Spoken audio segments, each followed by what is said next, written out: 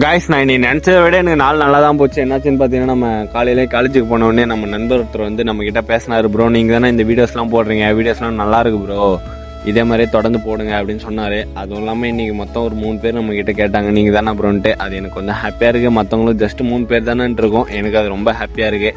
அப்படியே வீடியோக்கு ஒரு லைக் அண்ட் ஃபாலோ பண்ணிட்டு பாருங்கள். இன்றைக்கி நாள் என்ன ஆச்சுன்னு சொல்கிறேன்.